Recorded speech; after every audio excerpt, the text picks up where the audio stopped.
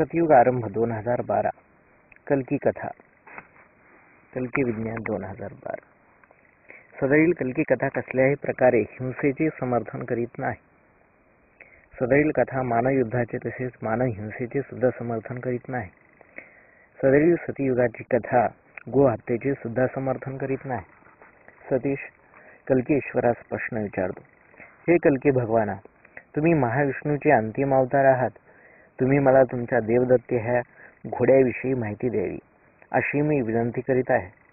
कल्की भगवान बोलले, हे सतीशा, ज्या माणसाच्या मेंदूमध्ये सत्याचा जन्म होतो त्यावेळेस त्याच्या मेंदूमधील असत्याचे दहन आपोआप होत असते. सत्य हे शाश्वत व अमर आहे. सत्य हे ईश्वराचे प्रतीक स्वरूप आहे. असत्य हे नश्वर आहे. असत्य क्षणभंगूर व भौतिक आहे. सत्याद्वारे असत्याचे दहन झाल्यावरही सत्य शिल्लक राहत असते. अशा प्रकारे असत्याचा महाप्रलय होऊन जे शिल्लक राहते त्याला शेष असे म्हणतात. शेष या शब्दाचा अर्थ शिल्लक राहणे असा होतो. जे शिल्लक राहते त्याला सत्य असे म्हणतात.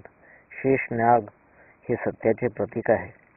असा शेषनाग ज्या माणसाच्या डोक्यामध्ये शिल्लक राहतो तो मनुष्य शेषमय होऊन जात असतो.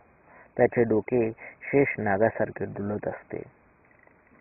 मी या अंतिम कल्की अवतारामध्ये या शेष नागरूपी देवदत्त ह्या घोड्यावर बसून स्वार होऊन कलियुगाचा विनाश करण्यासाठी येत आहे. देवदत्त या शब्दाचा अर्थ देव या शब्दाचा अर्थ ईश्वर असा होतो. दत्ता हा शब्द ब्रह्मा विष्णू महेश याचे प्रतीक आहेत. अशा ह्या देवदत्त ह्या घोड्यामध्ये ब्रह्मा विष्णू व महेश ह्या तिन्ही देवांनी साक्षात अवतार घेतलेला आहे. आणि ह्या त्रिदेवाच्या देवदत्त ह्या घोड्यावर स्वतः कल्की ख्रिस्त अवतार स्वार होऊन येत आहे.